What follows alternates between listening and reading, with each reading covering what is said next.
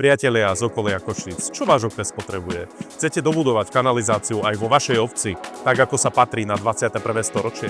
Posilniť prímestskú dopravu medzi obcami, či do priemyselných parkov, vo Valaliko, Kechneci alebo Veľkej ide?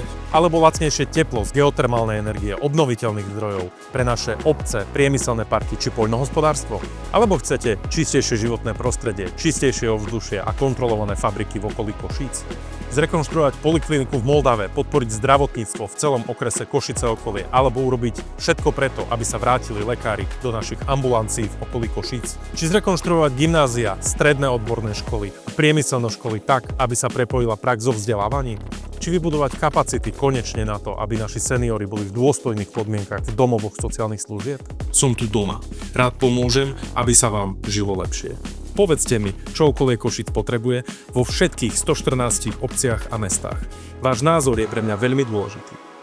www.povedztedošimkovi.sk